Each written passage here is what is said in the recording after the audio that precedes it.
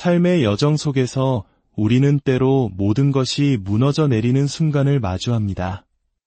견고하게 쌓아 올렸다고 믿었던 것들이 한순간에 모래성처럼 허물어지고 깊이를 알 수 없는 구덩이 속으로 끝없이 추락하는 듯한 절망감을 느끼기도 합니다.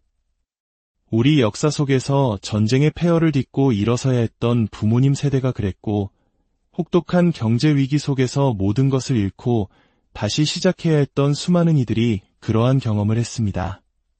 바로 그런 절망의 순간, 모든 것이 부서지고 깨어졌을 때 우리는 무엇을 해야 할까요? 오늘의 이야기는 바로 그 지점에서 시작됩니다. 이 이야기가 당신의 마음에 작은 위로와 희망의 불씨가 되기를 바랍니다. 잠시 시간을 내어 좋아요와 구독을 눌러주시는 것은 이 따뜻한 메시지를 더 많은 이들에게 전하는 소중한 나눔이 될 것입니다. 당신의 그 작은 손길 위에 하나님의 은혜가 함께하기를 기도합니다. 만약 하나님께서 그 시선을 거두지 못하고 주목하실 수밖에 없는 한 사람이 있다면 그는 바로 상한 심령을 가진 자일 것입니다. 당신의 삶에 무슨 일이 일어났든 얼마나 큰 잘못을 저질렀든 상관없습니다. 남은 것이 비록 산산조각난 파편일지라도 그것을 끌어안고 자비를 구하며 부르짖으십시오. 하나님, 제 가정이 무너졌습니다. 제 인생이 망가졌습니다. 제가 쌓아올린 모든 명예가 땅에 떨어졌습니다. 해서는 안 될 일들을 저질렀고 제 손으로 제 자신을 파괴했습니다. 그렇게 남은 조각들을 들고 제단으로 나아가십시오. 깨어진 항아리 조각이라도 위대한 토기장이의 손에 들리면 새로운 그릇으로 빚어질 수 있음을 믿으십시오. 어떤 이는 분별력이 없었음을 탓할 것이고 또 다른 이는 자신의 부주의함을 한탄할 것입니다. 누군가의 악의적인 이용과 학대의 희생양이 되었다고 말할 수도 있습니다. 하나님께서 재물을 주셨고 지혜로운 사도와 선지자들을 붙여주셨지만 내 자신의 어리석음으로 모든 것을 잃어버렸다고 고백할 수도 있습니다. 이제 주님께 돌아가고자 할 때 기억해야 할 것이 있습니다. 하나님의 마음을 가장 움직이는 것은 바로 그 깨어진 그릇, 상한 심령입니다. 사람들이 당신을 비웃게 내버려 두십시오. 당신의 실패한 어제를 마음껏 조롱하게 하십시오. 중요한 것은 당신이 지금 어디로 향하고 있느냐입니다. 제단의 뿔을 붙잡으십시오. 그것은 고대 이스라엘에서 가장 절박한 자들이 생명을 구하던 마지막 피난처였습니다. 만약 당신의 마음속에 교만함이 조금이라도 남아있다면 당신은 스스로 파놓은 구덩이를 계속해서 더 깊이 파게 될 뿐입니다. 신사숙녀 여러분, 인생의 구덩이에 빠졌을 때, 운명의 재앙이 닥쳤을 때 가장 먼저 버려야 할 것은 바로 교만입니다. 교만은 당신의 상황을 악화시킬 뿐입니다. 주님 앞에 나아가 이렇게 기도하십시오. 주님, 저를 불쌍히 여겨주소서. 당신께서 제게 좋은 남편을 주셨지만 저는 그를 다른 사람들과 비교하며 그의 가치를 알아보지 못했습니다. 그의 진실함을 보지 못하는 은혜가 제게 없었습니다. 이제 모든 것이 어긋나 버렸습니다. 제게 자비를 베풀어 주소서. 내가 누군데 내 능력으로 얼마든지 일어설 수 있어 와 같은 교만한 말은 당신을 그 상황에 영원히 머물게 할 뿐입니다. 하나님은 교만을 미워하십니다. 어리석은 자는 그의 마음에 이르기를 하나님이 없다 하도다. 당신의 지성과 능력으로 문제를 해결할 수 있다고 믿는 순간 하늘은 당신을 보며 묻습니다. 아직도 어리석음에서 벗어나지 못하였느냐? 문제가 생길 때마다 하나님 앞에 엎드리십시오. 이것이야말로 언제나 통하는 영적 공식입니다. 땅에 몸을 던지고 부르짖으십시오. 나의 왕, 나의 구원자시여, 당신께서 자비를 베풀지 않으시면 무덤 속에는 구원이 없습니다. 요나처럼, 히스기야처럼 기도하십시오. 죽은 자는 주를 찬양할 수 없습니다. 가난한 자는 주의 사역에 헌신할 수 없습니다. 제가 실수를 저질렀음을 인정합니다. 그러나 제게 자비를 베풀어 주소서. 바로 그 순간 당신은 구원을 볼 준비가 된 것입니다. 네, 제가 사무실에 돈을 훔쳤습니다. 그래서는 안 됐지만 압박감에 못 이겨 그런 짓을 저질렀습니다. 이제 저는 직장에서 쫓겨났습니다. 제 책임을 통감합니다. 다시는 그 회사로 돌아갈 수 없을지도 모릅니다. 하지만 나의 하나님, 나의 구원자시여, 아무도 제가 변했다고 믿어주지 않겠지만 제 마음을 보시는 당신은 아시지 않습니까? 이 산산조각 난 운명의 파편들을 받아주시겠습니까? 그러면 하나님께서 말씀하십니다. 가져오너라. 나는 구원자일 뿐만 아니라 위대한 의사이니라. 할렐루야. 외과 의사가 수술하는 모습을 본 적이 있습니까? 그들은 때로 사람의 신체 일부를 절개하고 드러냅니다. 뇌종양을 제거하기 위해 두개골을 열고 심장 수술을 위해 가슴을 엽니다. 마치 한 인간이 여러 조각으로 해체되는 것처럼 보입니다. 환자가 숨을 쉬지 않는 것처럼 보일 때도 있습니다. 하지만 인내심을 갖고 지켜보십시오. 위대한 의사는 멈추지 않고 일하고 있습니다. 여러분 중 일부에게는 그 회복이 하루아침에 일어나지 않을 것입니다. 하지만 당신이 진심으로 눈물을 흘리기 시작한 그 순간부터 위대한 의사는 이미 수술을 시작하셨다는 것을 알아야 합니다. 오랜 해가 지나도록 아무런 외적인 변화가 보이지 않을 수도 있습니다. 하지만 당신이 영적인 중환자실에 누워 있다고 상상해 보십시오. 위대한 의사께서 당신의 삶을 고치고 당신의 사업을 바로잡고 망가진 모든 것을 수선하고 계십니다. 다른 사람들은 당신을 보며 말할 것입니다. 이 사람아, 한때는 백만장자였으면서 꼴이 이게 뭔가 부끄러운 줄 알게. 탕자처럼 모든 것을 잃었군. 하지만 그들은 모릅니다. 당신이 지금 하나님과 은밀한 협상을 벌이고 있다는 사실을 말입니다. 그러므로 사람에 대해 함부로 결론 내리지 마십시오. 하나님이 살아계시는 한 그 사람에게는 여전히 미래가 있습니다. 당신이 십자가에서 죽은 예수에 대해 이야기하고 있을 때 그분은 이미 사흘 만에 부활하셨다는 사실을 기억하십시오. 상한 심령을 가질 준비가 된 아버지는 어디에 있습니까?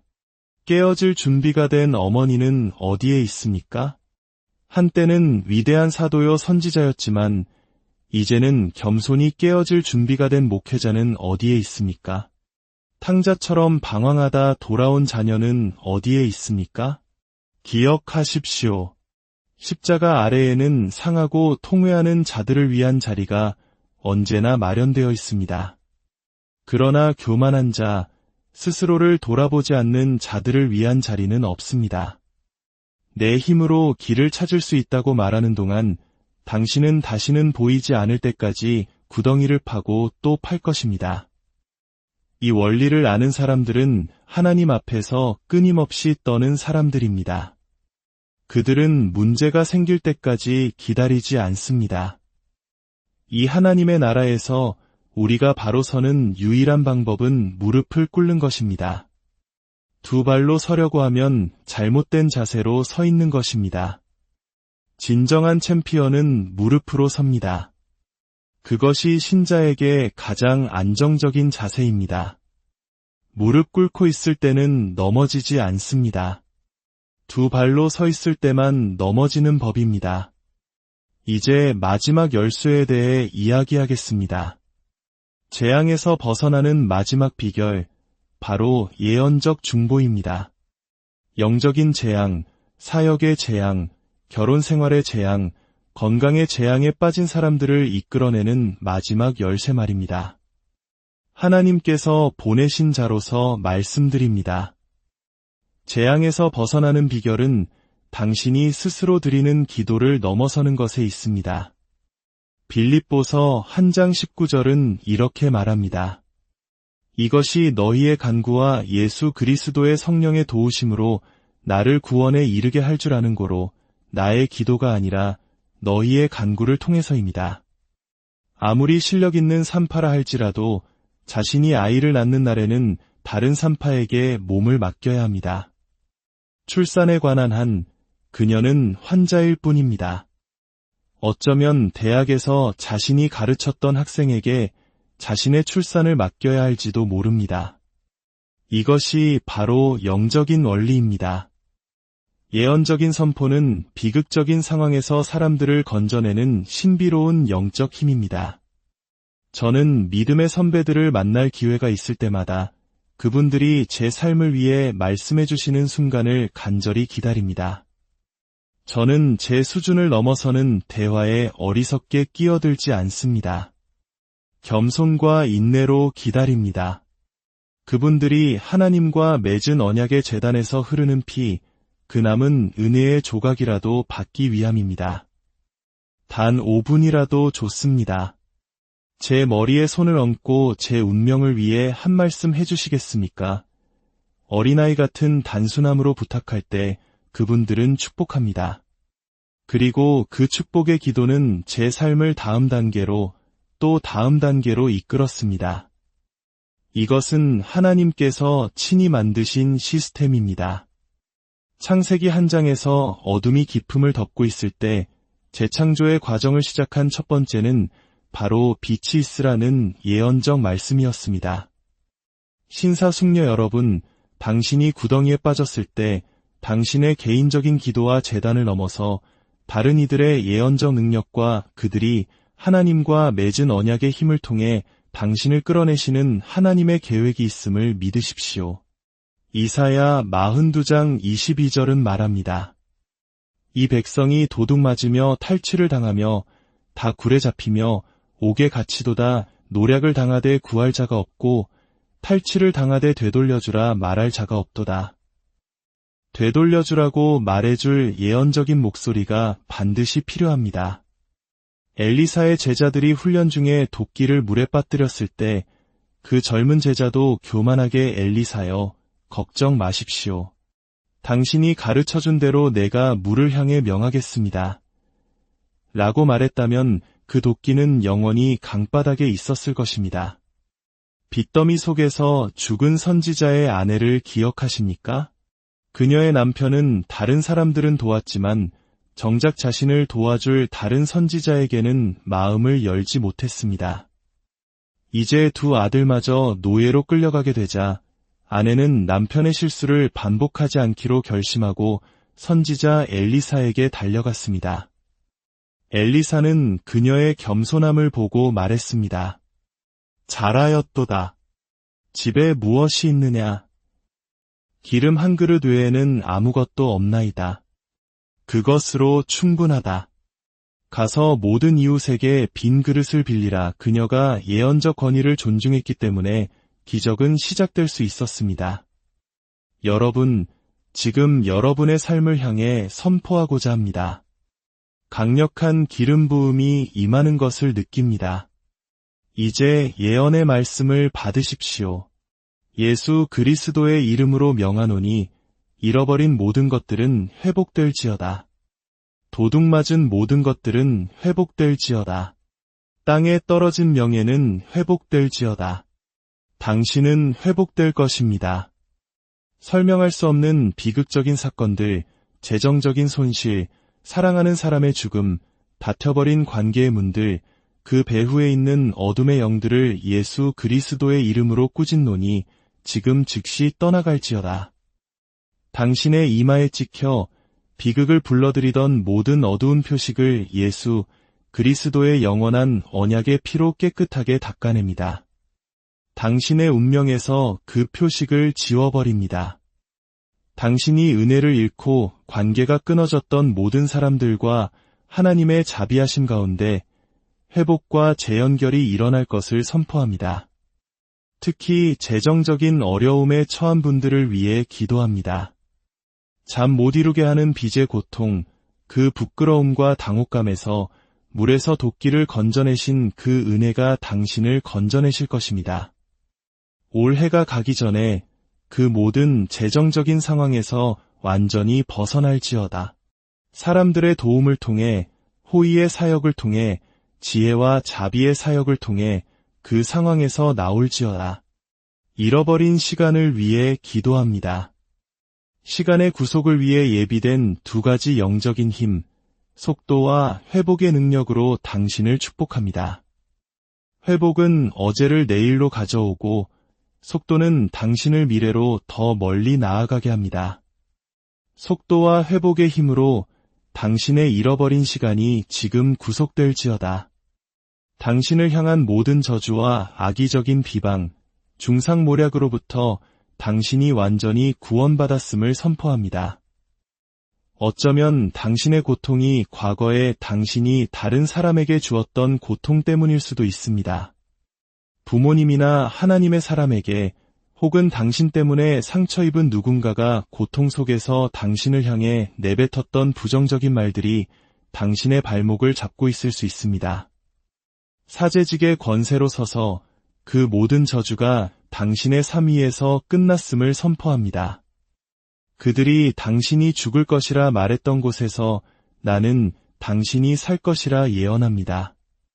그들이 당신이 실패할 것이라 말했던 곳에서 나는 당신이 뛰어나게 될 것이라 예언합니다. 이제 당신은 의인이므로 자비의 하나님께 부르짖나니 당신의 삶은 형통할 것입니다. 이제 마지막으로 1분간 당신에게 구원이 임해야 할 영역을 하나님 앞에 구체적으로 아뢰십시오. 명예를 잃었습니까? 평판과 진실성을 잃었습니까? 부를 창출하는 은사를 잃었습니까? 사람을 얻는 선물을 잃었습니까? 회복시켜 주소서라고 부르짖으십시오. 잃어버린 모든 것을 회복시켜 주소서. 도둑맞은 모든 것을 회복시켜 주소서. 당신은 회복될 것입니다. 주님께서 당신을 보내실 때 우리는 주의 이름으로 나아갑니다. 이제 예수 그리스도의 이름으로 죽은 자 가운데서 그리스도를 다시 살리신 능력으로 은혜의 택하심을 입은 특권으로 서서 나는 선포하고 선언합니다. 지금 당신의 삶에 회복이 있을지어다. 회복이 있을지어다. 회복이 있을지어다. 성경은 비극 뒤에 이렇게 기록합니다. 여호와께서 사라를 기억하셨고 여호와께서 한나를 기억하셨고 여호와께서 라헬을 기억하셨더라. 오늘 밤 주님께서 당신을 기억하십니다. 주님께서 당신의 가정을 기억하십니다. 하나님의 평강이 당신과 함께하기를